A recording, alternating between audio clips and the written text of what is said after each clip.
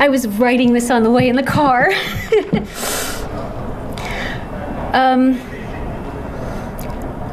Wow, I'm a little taken aback.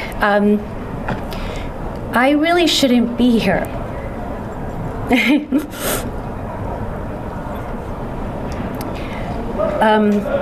By a series of miracles that I can't account for, I'm alive today.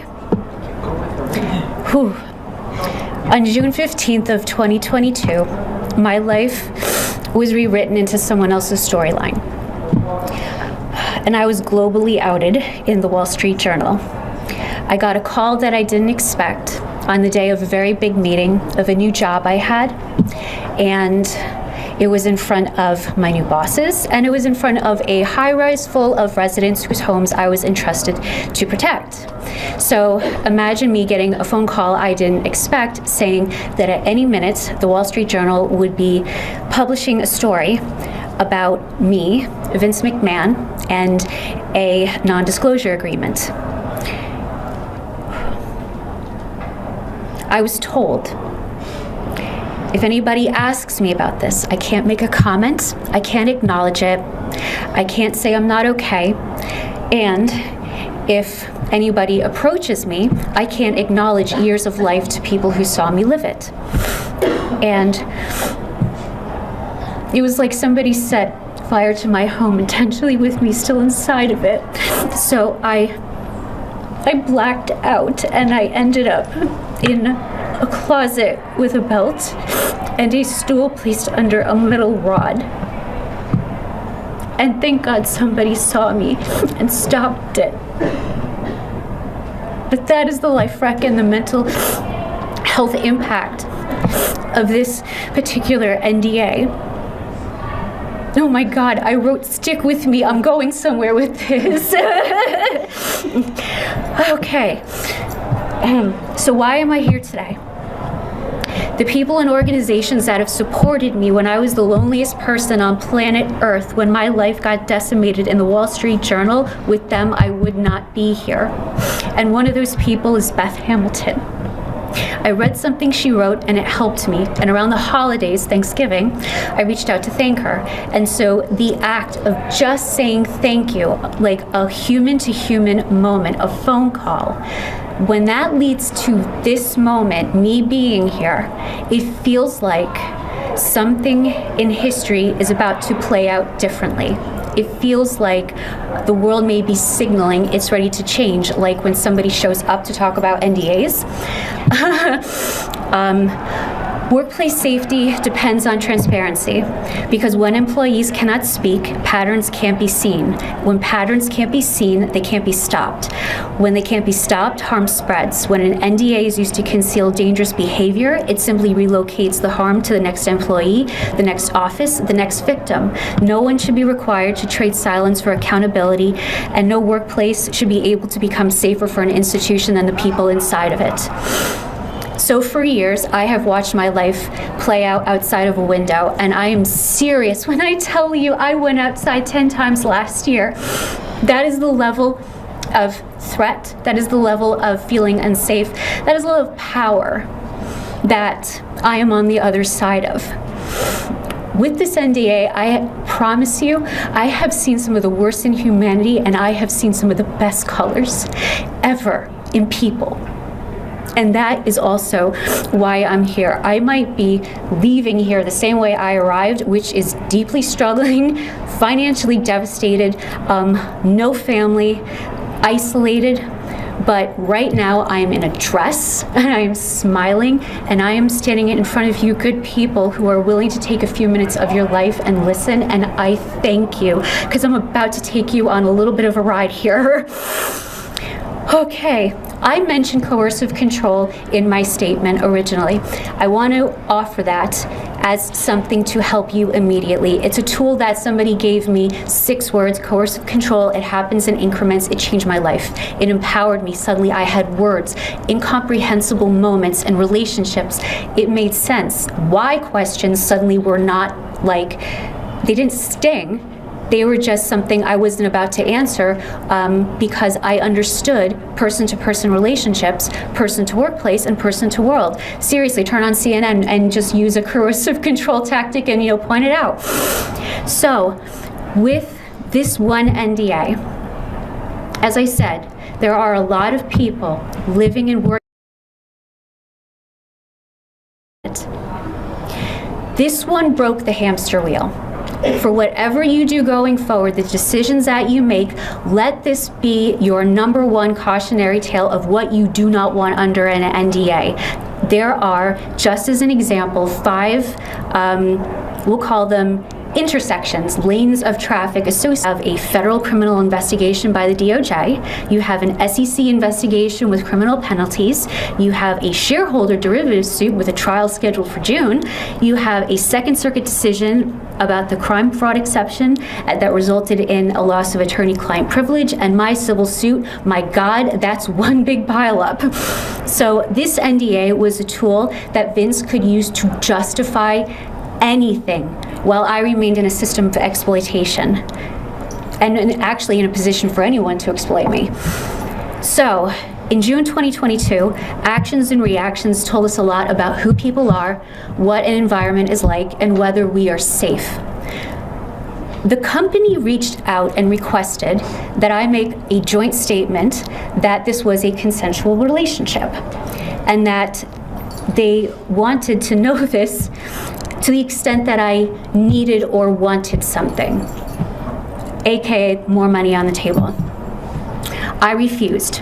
And then in the second Wall Street Journal story in July, the company spokesperson said it for me, that it was consensual. So someone, a group maybe, behind my back, without my knowledge, without my input, made that decision for me. It's consensual, we say so, and surprised that decision on me via the company spokesperson in the Wall Street Journal. So leaving out one half of an experiencing party on a decision like that is not consent.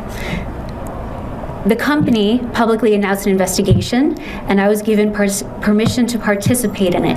That was not going to be considered a breach. They perceived that I somehow already breached. I mean, that would have been the moment to tell me. Here's the part that I've been really waiting to say. That summer, I spent 6 figures to participate in this thing, their investigation, on new legal retainers and on medical care that saved my life. I preserved my evidence. I believed that somehow I would be interviewed for this investigation and get my life back and figured out what happened. Then the feds reached out ahead of speaking with me. I was onboarding a brand new legal team. So while our hair was on fire and getting everyone onboarded, we gave them my evidence and said, review this in advance. Based on that objective review of hard evidence, communications with people across the company, and that includes leadership then and now, the feds informed us that this was now a covert investigation into human trafficking and the criminal misconduct of WWE, Vince McMahon, and this NDA. These are matters of both public safety and public interest. And if you want to know why this case, my federal civil lawsuit, is not an employment law case, that is because the feds requested that I say nothing, that this be covert, that they could do the work that they needed to do to investigate human trafficking and criminal misconduct. So, while I was preparing to participate with the DOJ and the SEC and the company's independent investigation, the company's was closed without speaking to me, and I couldn't share that with anybody. I'm under an NDA. So I'm just going to speed skate like the Olympics through 2023 because I promise you, this keeps building up. There are people living and working in fear here in Connecticut, and there is a headquarters in Stamford, Connecticut right now that is full of intimidated people that I care very much about. 3 years and 5 law firms cannot get answers about who, what, when, where, or why I breached. If anybody perceived it, they haven't shared it, and I felt like I was being punished for even working with the feds. In March of 2023, I got 2 things from the SEC. I got a subpoena, and I got whistleblower status. 3 days late, well, a couple days after that, forgive me, Vince McMahon and Ari Emanuel suddenly appeared on CNBC to announce a deal of Endeavor and WWE, so colored me the most surprised person on planet Earth. Then the FBI started to send me communications that I'd been identified as a potential victim. I got those letters for 2.5 years. Then in July, because it can't get better, a search warrant and a grand jury subpoena with my name in it and words like trafficking were served. Then, bigger, 2 more grand jury subpoenas were served on Jerry McDivitt and K&L Gates. Based on a ruling, it appears my name is in those subpoenas too. So then in September of 2023, the company paid for my participation in the federal investigation. I was out 6 figures. This was a lot more. So if anyone postures like this isn't serious, they spent some serious money on it.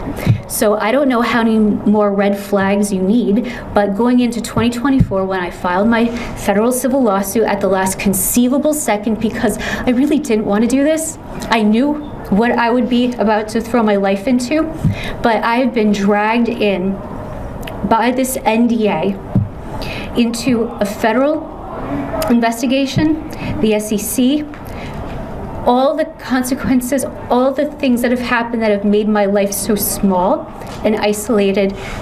I didn't start that. It's like it found me. I put myself in the shoes of everyone I knew, everyone I worked with, anyone who lost a job, has been intimidated, who was told something, got no answers. I put my name and my face on it. And by the way, my face, that's my work photo, because that's the audience I needed to reach, to tell them whatever you may have been told before, here I am. So, I could not have lived this truth bigger with that swan dive into the world. And in 2024, actions and reactions continue to tell us who people are, what environment is like, and whether it's safe. Sorry. I encourage you to ask yourself, how should a reasonable person and a reasonable organization respond to my filing when it mirrors a federal and criminal investigation?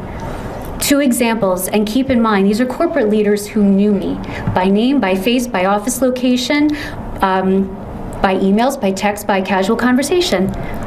First, during this federal investigation, a love letter was purportedly found on a corporate laptop and published in the New York Post. The article also rewrote my life. Again, this was a public humiliation and an intimidation of a person who gets letters from the FBI that say victim, and it's also witness intimidation, discouraging others from speaking out, speaking to, or even associating with me for fear of their own well-being and their families. And in the summer of 2024, reporters and viewers noticed there were parallels between a storyline that unfolded for several months on television and my situation. So, does it look like we work in a safe environment when the destination point, if you're hurt, is weaponized use of your experience on live TV every Monday night for months? By their actions and by their reactions, that says a lot more about current leadership than it says about me. So, how do we make change in the world? By showing up in it, especially when it's a tough conversation.